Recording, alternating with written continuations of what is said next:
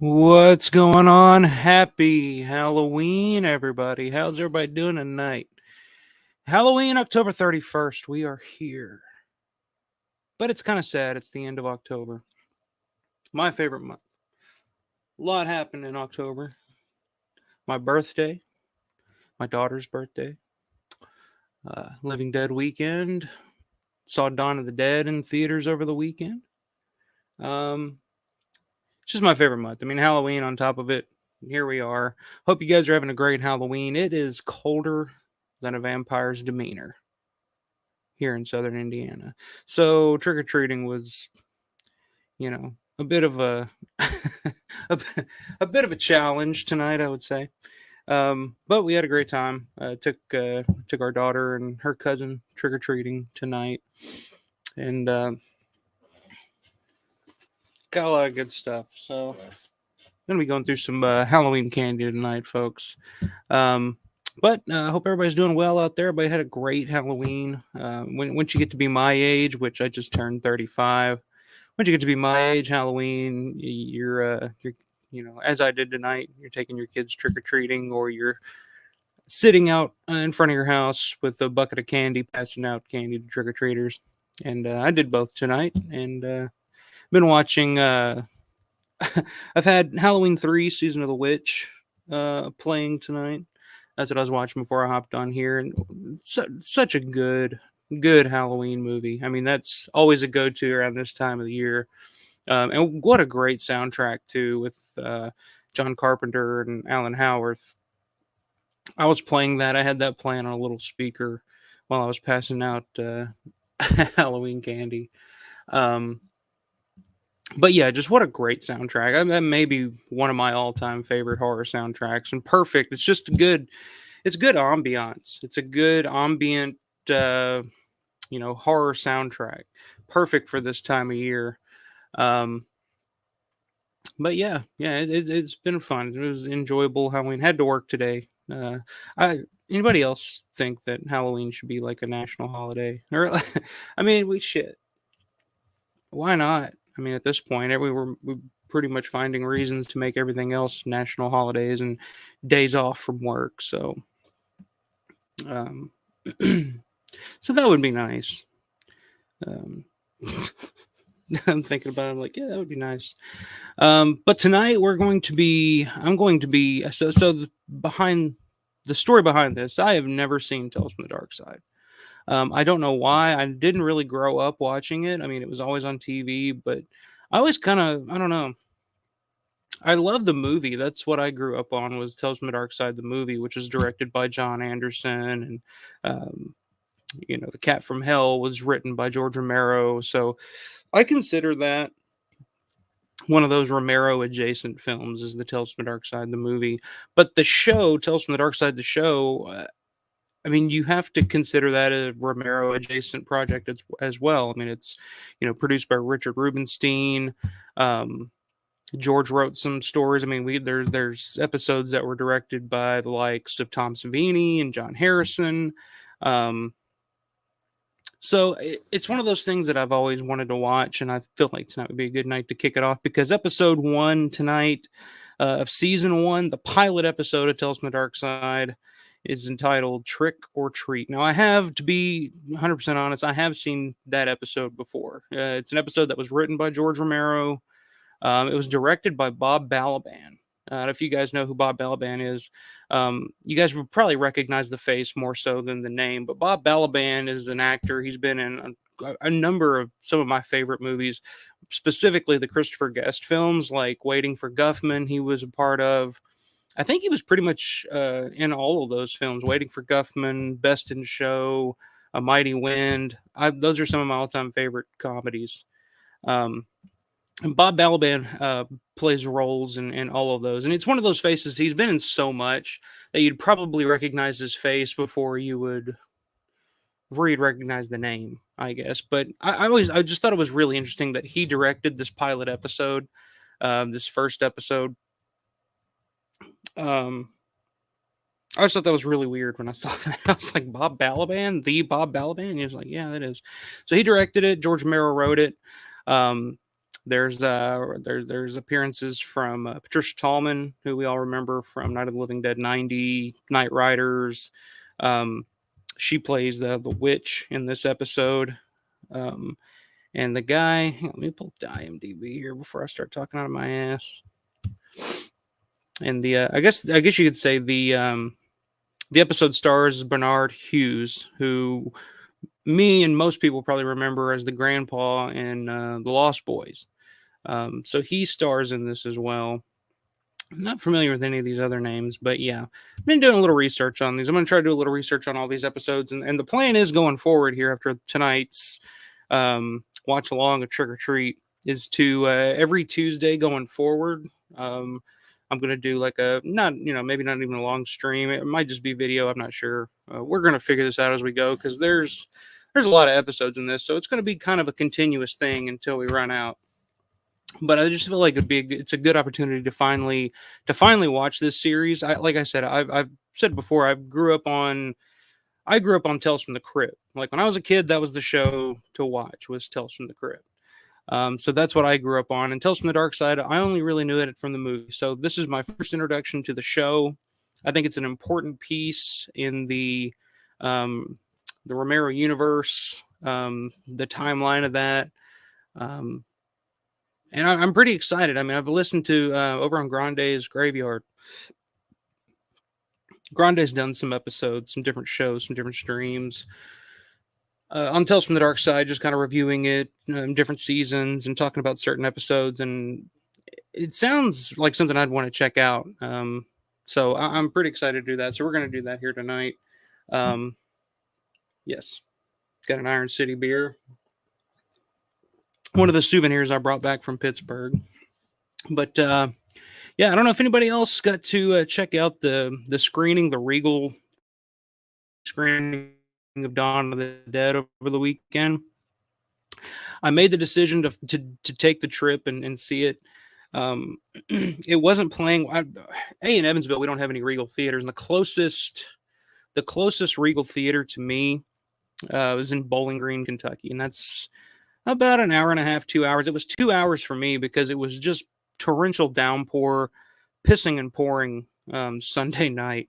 So it took me a little longer than it would normally to get there. But the weekend rolled around, and just done so much in October and experienced so much cool shit. And then Dawn of the Dead's in theaters. It's one of those things that, like, when I was a kid, like fucking bug.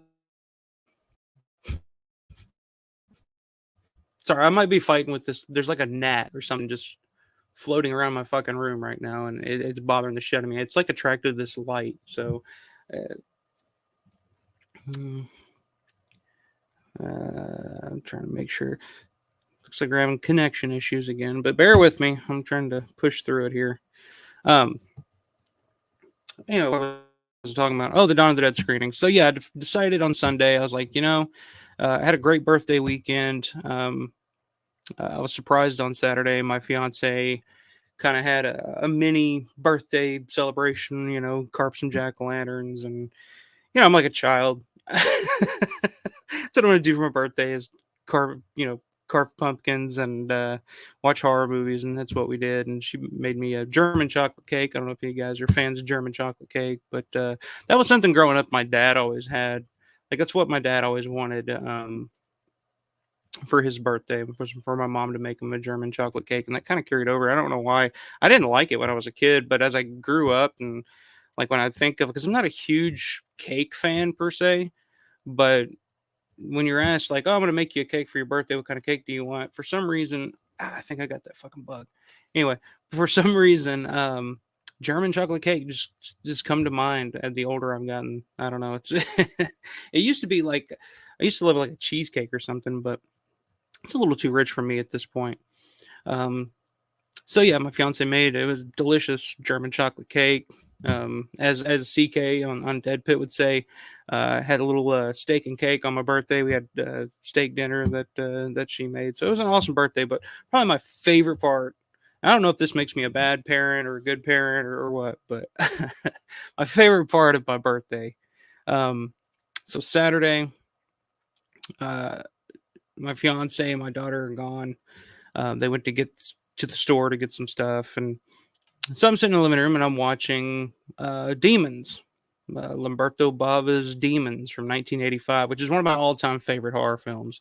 I saw Zombie Grease comment the other day that Goblin is going to be playing close to him, and they're playing the Demons soundtrack all the way through. I've seen them do this in the past, um, where they'll go on tour and just kind of like they'll perform the entire soundtrack to a film while the film is playing. They did it with Suspiria. I believe they've done it with Dawn. And now they're doing it for Demons. And that's one of my favorite soundtracks, one of my favorite horror films. I could just watch that. That's one of those horror movies that it's like nightmare fuel for me, like the scene where they're coming up the staircase and you see the glowing eyes and stuff. That shit right out of my nightmares when I was a kid. And so so I'm sitting there watching Demons just because, and fiance and daughter get home. My daughter runs in. She's like, "Oh, daddy," and it's just, it's playing. And she's never been one to really get into movies. And this is kind of a weird transition that I've noticed over the past couple of days. But she's never really been into movies. But here lately, and it started on this day. It was last Saturday. Watching Demons, she runs in. She says, "Hey, what's up?"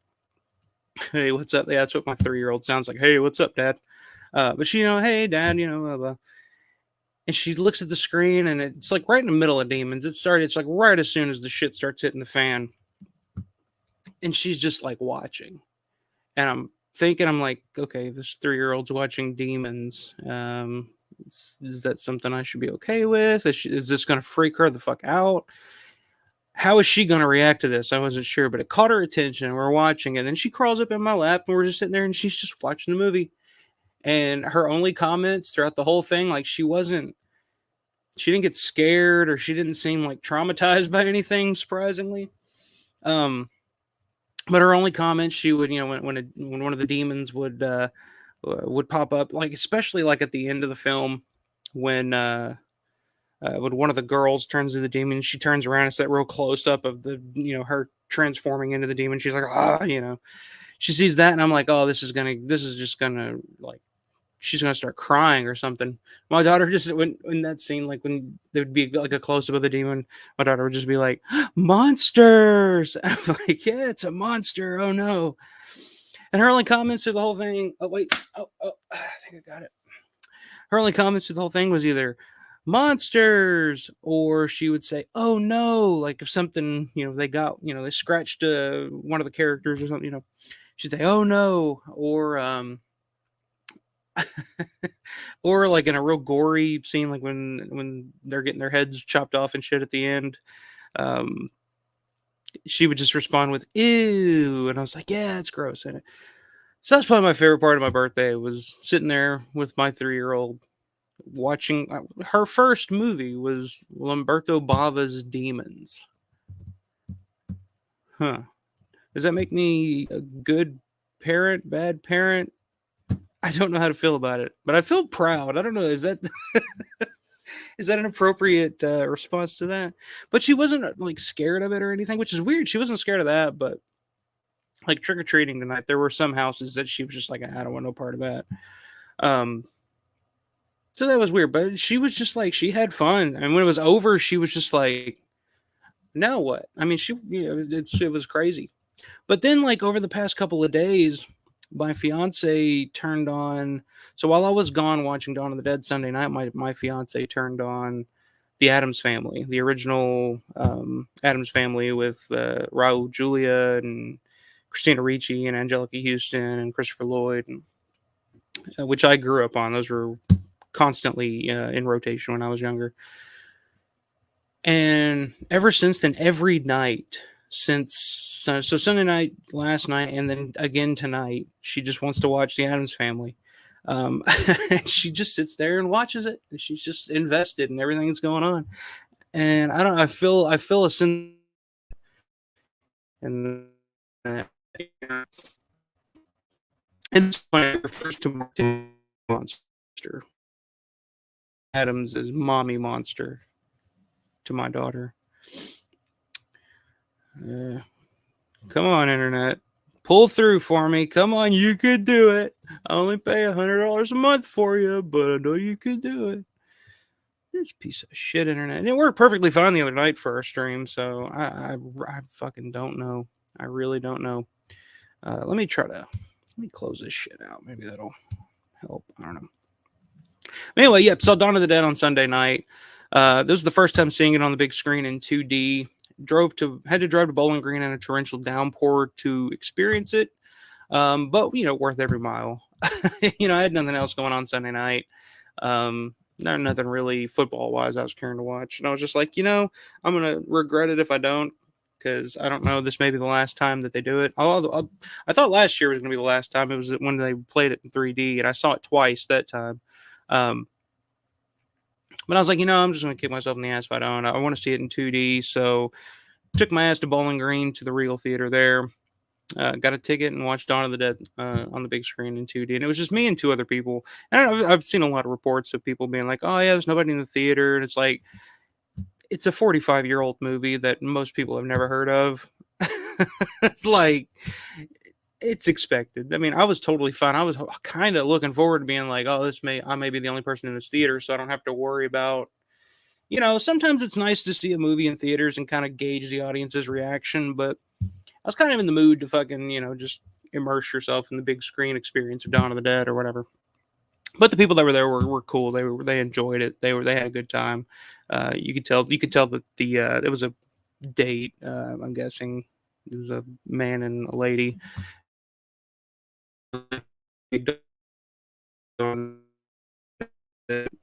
He seemed very happy as he was leaving the theater. We'll just say that. Either that or he got a blowjob in the back. I'm not sure. But so yeah, did that Sunday, and yeah, it's been back to work this week, and then tonight was Halloween, and here we are. So that's how my week's going. But we're gonna watch Tales from the Darkside, season 1, episode 1. Let's see. Sorry, the internet. It bothers the shit out of me. But we're gonna push through here.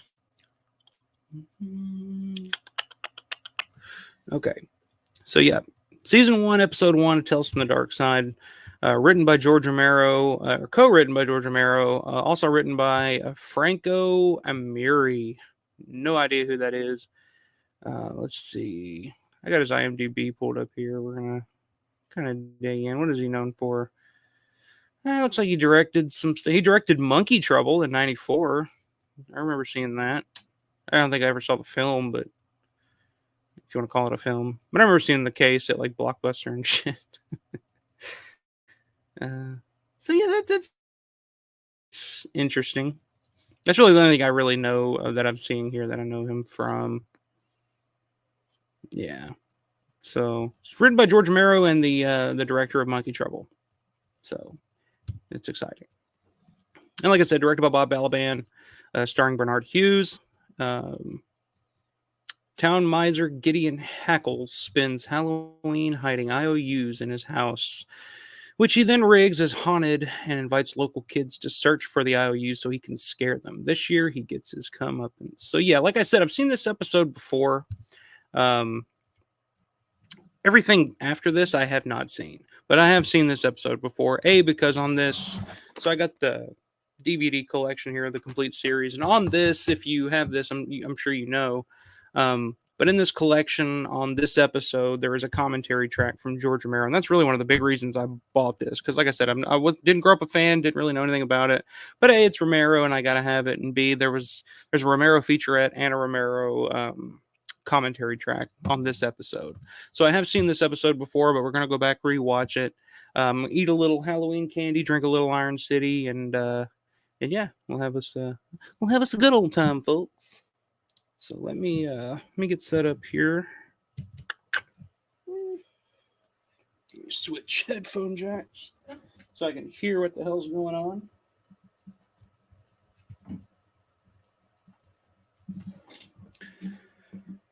Let's see. All right, I'm trying to get it set up here, but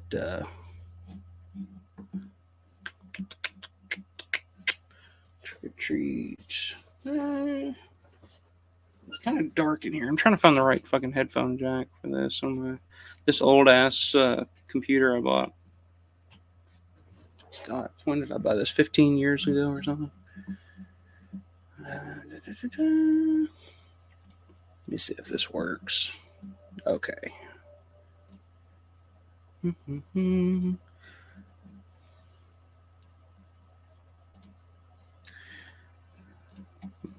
Yeah, I'm not used to watching DVDs on this. Okay, there we go. Back to the main menu. So right now, if you want to watch along, if you have this collection in your grasp and you want to watch along, it's disc 1, season 1, episode 1, the pilot episode. Trigger on the menu screen. It's this internet fucking. This is gonna work or not? We'll see.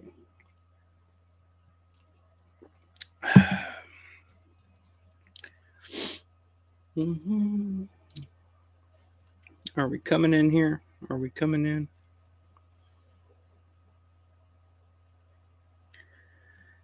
This is ridiculous. All right, well, we're gonna push through here. I'm gonna start the show. I'm gonna give it a countdown, and then I'm gonna click here, right from the main screen. So we have a countdown to 3 if you want to watch at home. It's 3, 2, 1, play. All right, and we're rolling. I love this. The Tales from the Darkside theme was composed by Donald Rubinstein, who everybody remembers from Knight Riders, Martin, Bruiser. I'm going to turn this down quite a bit here. It's still really loud in my headphones. Anyway, so yeah, the main theme here for this, composed by Donald Rubinstein.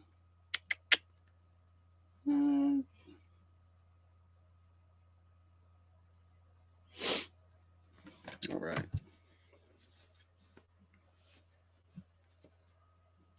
Tales from the Darkside. Let's see. Mm-hmm.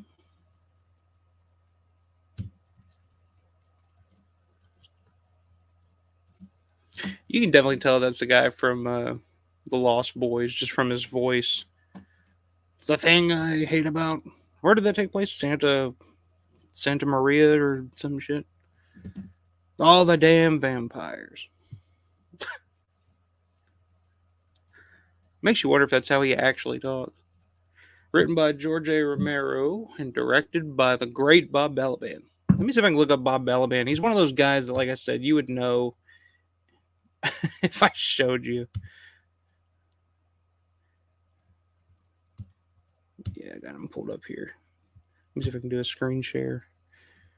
But I love him. Like Christopher Guest. I don't know if you guys are fans of Christopher Guest's films or not. Of course, he was Nigel Tufnell in This Is Spinal Tap. Then he became a filmmaker of his own of his own merit, and started doing comedies and stuff back in. I guess the first one was Waiting for Guffman, early '90s. I want to say like 90. When did that come out? 94, 95, something like that.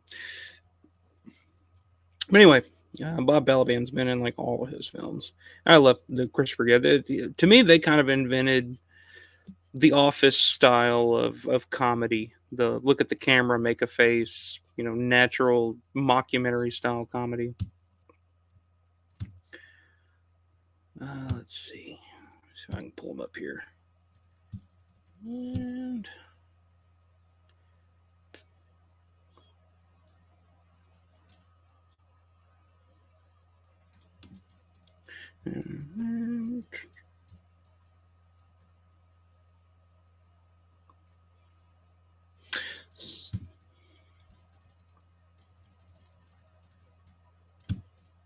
so yeah, that's Bob Balaban. I'm sure if you, I don't know what this video is playing, but yeah, that's Bob Balaban. Gosford Park, Mighty Wind, also in Close Encounters of the Third Kind. like I said, dude's been in everything. It's one of those names that you probably wouldn't recognize if you didn't see his face.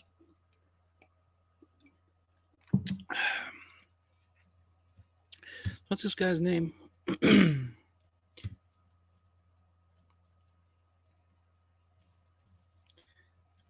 Gideon. So I guess this Gideon character is a very cheap, you know, you're literally charging a guy 10 cents for a cup of coffee. Let me take that off there. All right. Not sure who these two guys are. The two accountants or collectors or whatever the hell these people are.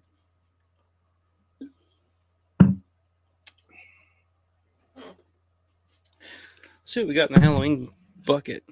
Let's see what we scored tonight, folks. One of the beautiful things about being a parent is that it gives you an excuse to go trick or treating again.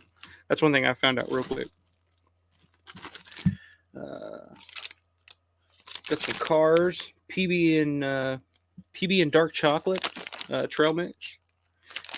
A lot of people, it was so fucking cold this year that a lot of people just set candy out on the front porch and put a sign there that said "Help yourself." So I made sure to grab some of those. That's a score.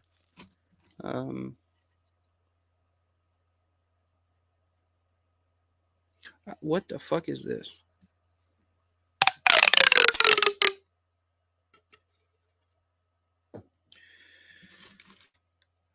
That's interesting. What is kaleidoscope?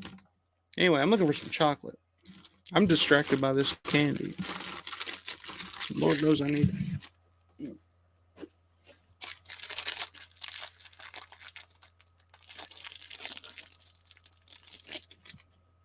So Gideon's basically got the entire town in debt to him. This is a bad idea eating candy on front camera. I can't talk.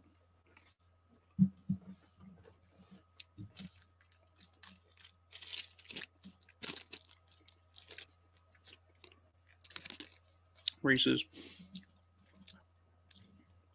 I don't think we got any real shitty candy. I was passing out Airheads. Apparently, Airheads are a big deal with the young folks these days. But I remember growing up, you'd get that candy. I don't know what it was. It didn't have a label or anything on it. Which, growing up, the neighborhoods that I grew up trick or treating in, mostly like not poor neighborhoods, but lower middle class.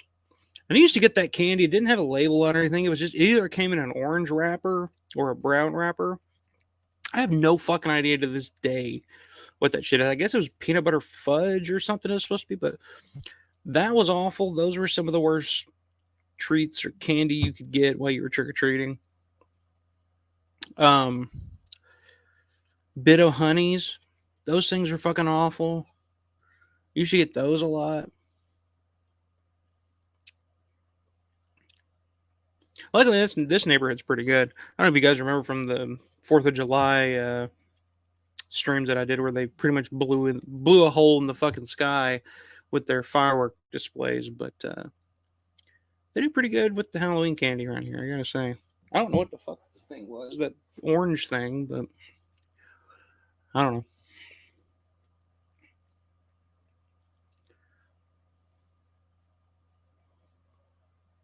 And I was never like real down on candy corn either. I like candy corn once a year around this time of year. You can't eat candy corn in the summer, and any time other than the fall is kind of not a good idea.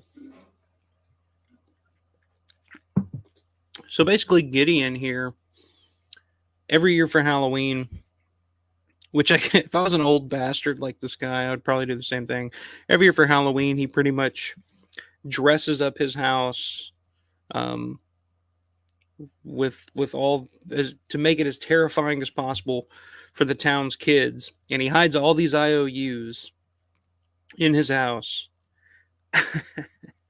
And he tells the kids that, if you go in, you find, instead of getting candy or whatever, if you can come in and find the IOUs without running out scared, then all the debts are clear and whatnot. And nobody's ever been able to do it on Halloween night. Well, it's an interesting concept. I mean, interesting is a kind word for it.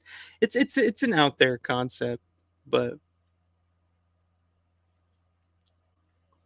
I feel like this was just. I mean, when the success of Creepshow happened for George and Richard Rubenstein, I feel like it gave them the idea, like, hey, we could turn this into a TV series, because this is definitely feels like something that would be um like a segment from one of the Creepshow films.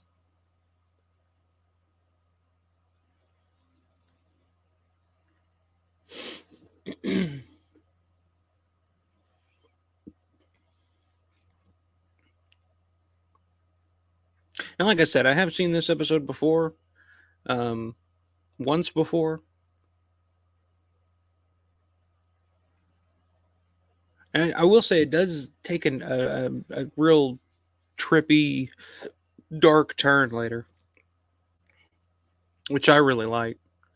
But again, I mean, this is just your usual, like, this is typical George Romero. It's you know a tale about greed, and you know it always seems like in George's stories, George's films or whatever, the rich man always gets his in the end. This is a perfect example of that. So here we go. The old man's starting to get some trick or treaters. We got a little girl in pigtails. Becca McGillicuddy. What a name.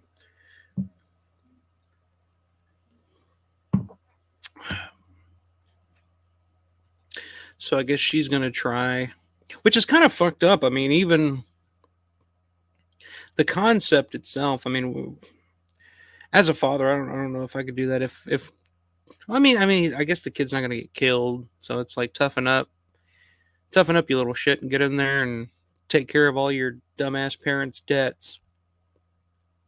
That's a really good. I don't know what you'd call it, but really smart concept there from George. The idea that these kids are having to,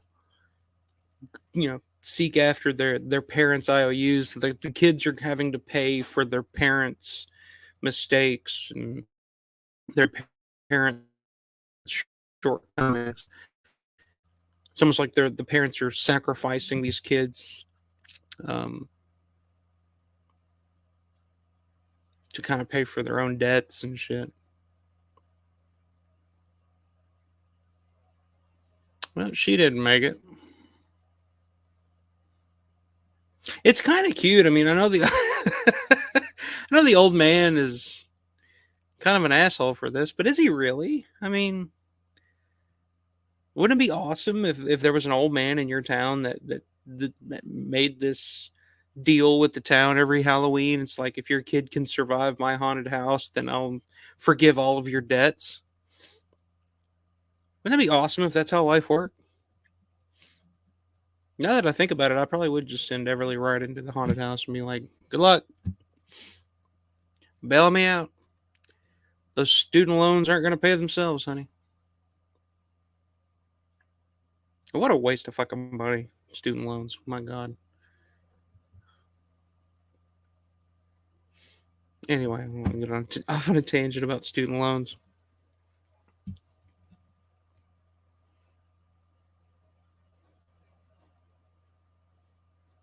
Trick or treat, Mr. Hackles. All right, this little ham and egger is going to give it a shot. Timothy Muldoon.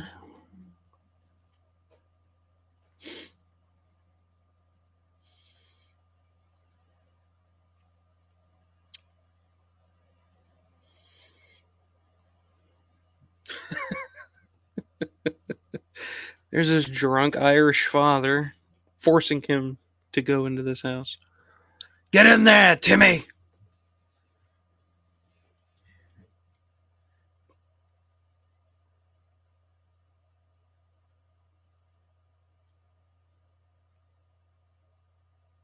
It's like I grew up watching horror and stuff, but I was kind of a chicken shit when it came to haunted houses and stuff when I was a kid, so I don't know how I would have held up in this.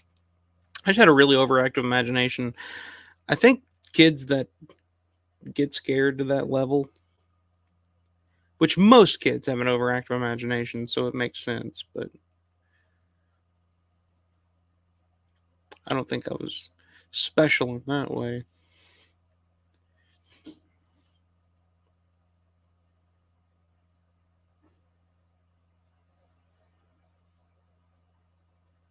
It's a fucking bug.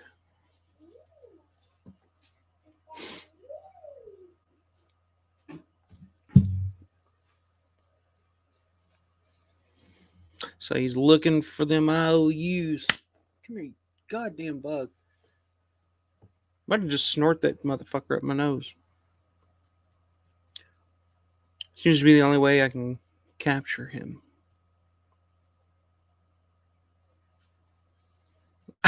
I love his get up here. His whole setup to run this haunted house is just like all these little pulleys and chains and a fucking like what?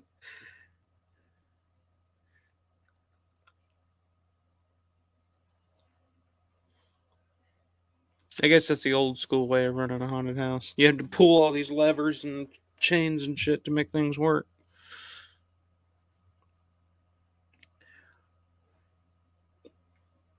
I ain't really gotcha, you bitch. Sorry. This is gonna be a weird the audio for this episode. This stream tonight's gonna be really interesting to listen back to. It's clapping and me scarfing down fucking Reese's cups.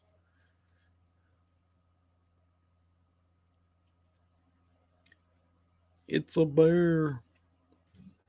But yeah, I didn't really decorate too much this year. I haven't the past couple of years. I'm not sure why. It's so expensive to buy to go to these Halloween places and get these decorations and shit anymore. I'd rather, spend it on a trip to Pittsburgh or something.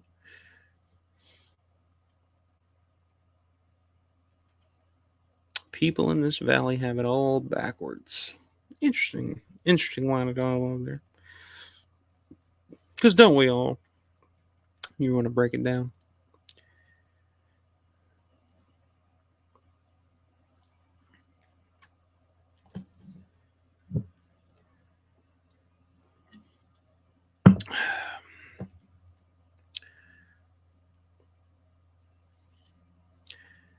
So it looks like his haunted house is starting to turn on Mr. Hackles. This is where the episode in itself takes a weird turn. Like up to this point, the episode's kind of felt like, to me, it has kind of felt like an episode of Goosebumps or Don't Be Afraid of the Dark. Or not Don't Be Afraid. Are You Afraid of the Dark? Don't Be Afraid of the Dark is what people call it. Name. Like, do you remember that show, Don't Be Afraid of the Dark, on Nickelodeon? And I just did it. So, but it's Are You Afraid of the Dark? This episode's kind of felt like an episode of that until right now, until the witch shows up. Now it kind of takes a darker turn.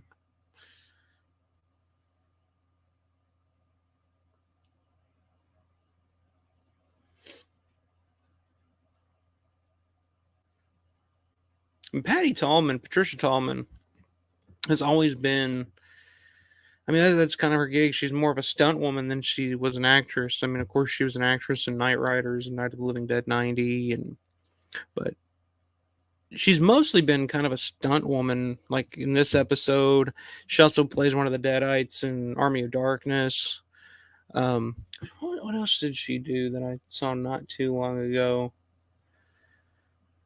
She had some kind of role. Something. I can't remember what it is offhand, but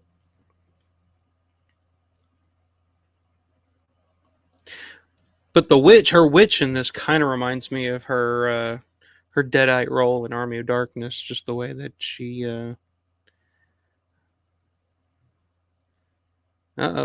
There go all the IOUs into the fire. No, they're just blowing around now.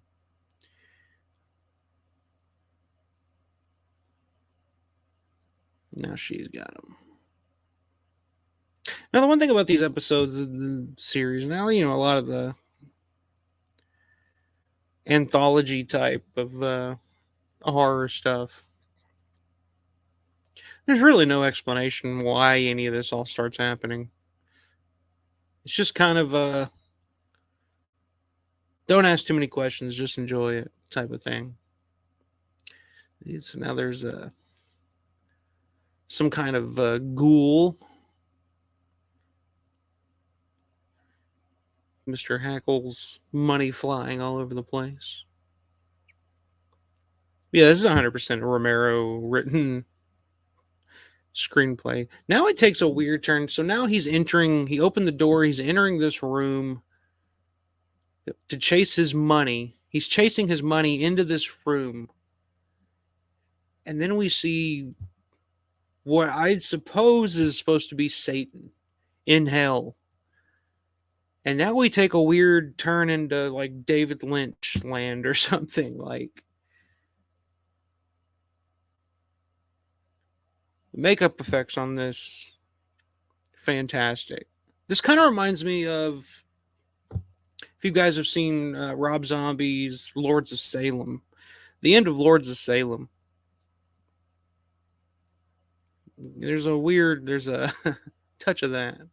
I'm not sure who plays the Satan character here, but the great analogy in this episode of the old rich man chasing his money into a room, which just so happens to be hell.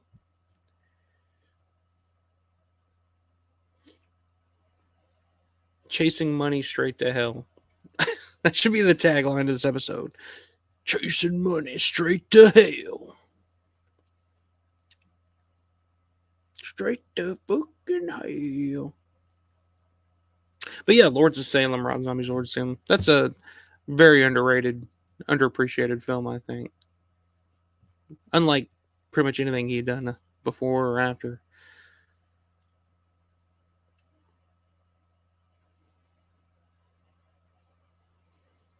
So little boys coming face to face with the witch, and now the witch is flying away, and the little boy is happy because he has all of his father's debts and a bag of money and some jewels and more money. And this witch is just now that's trick-or-treating. That's trick-or-treating when people start throwing money and jewels and jewelry and shit at you. So there we go. Executive producers Richard Rubenstein, George Romero, and Jerry Golo. I guess it said. Went too fast. All right. So there we go. That was episode 1, season 1, the pilot episode, Trick or Treat. Like I said, written by George Romero, directed by Bob Balaban. I love the final dialogue here. Yeah, 1983. This episode made its debut on television. We're a couple of days past the 40th anniversary of the pilot episode of Tales from the Darkside. So now I'm going to begin this journey going forward, where I'm going to watch every episode from every season, and I'm going to review. I'll probably do 2 episodes a week, just giving my general thoughts and general review of the series as we go along. So yeah, I'm ready to dig in. So that was fun. That was fun. Let's see what else we can pull out from this Halloween bucket. Glow sticks. Interesting. So yeah, I'm not seeing any of the Bit-O Honeys or Laffy Taffy. Anybody a fan of Laffy Taffy out there? Milk Duds. Those are always good. Smarties. Those are always Tootsie Rolls. Very underappreciated. Very underrated candy. I think I hear my daughter screaming downstairs. She probably doesn't want to go to sleep. So if you hear it, I apologize. Watermelon Twizzlers.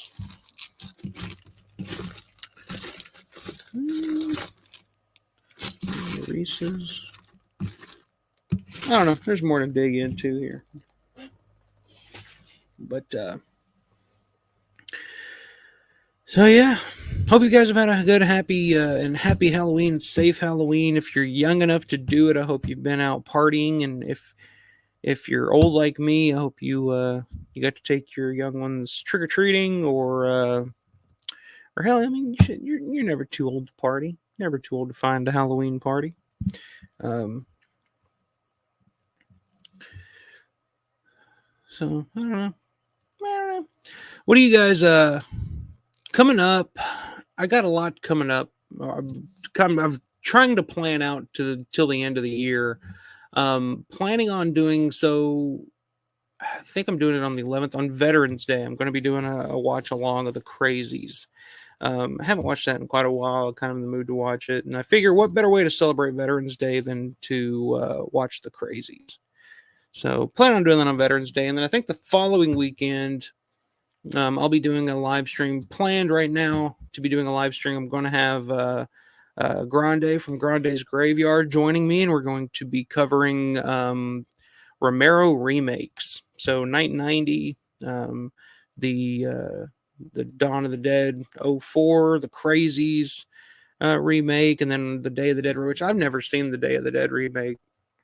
Never really had any urge to. I've heard nothing but bad things about it. And I was looking up a little information on it last night, and wow. And I think it had like an $18 million budget or something, and it grossed maybe $150,000 or something like that. I mean, just what a huge waste of fucking money. So I've never watched it. I'm gonna have to watch it to do that episode. But yeah, I believe that's gonna be November 18th, if I'm not mistaken. I'm gonna have Grande on here. We're gonna dig in this, so that should be really fun. And then got some more stuff planned throughout till the end of the year. So keep an eye out. Like I said, I'll be doing some Tales from the Darkside reviews every Tuesday from here on out. It's going to be Tales from the Darkside Tuesday, aka Entering the Dark Side. I'm finally entering the dark side. So yeah, just going to watch it. I don't know how many people are that interested or invested in Tales from the Dark Side. But like I said, it's something I haven't watched all the way through. I haven't seen 99.9% of these episodes. So I'm looking forward to finally going through, watching them, and giving my view on it. So yeah, a lot coming down the pipe. There's my toddler. Maybe I need to go downstairs and help out. So yeah, I guess I'll head off here and go see if we can get her to bed. But happy Halloween, everybody! I appreciate you joining me tonight. It was fun. I had a great Halloween, great October. We're moving into November. Next holiday's Thanksgiving. I don't really know what all you can do with Thanksgiving with Romero. Well, I mean, it's a season of eating, and I'm sitting here looking at a poster of Night of the Living Dead, and there's a there's a zombie eating a big old ham bone, turkey bone, or whatever you want to call it. So yeah, there's always something to talk about. So yeah, happy Halloween, everybody. Have a great rest of the night. Have a great rest of the week. And as always, stay safe out there, and always stay scared. Night, everybody. Happy Halloween.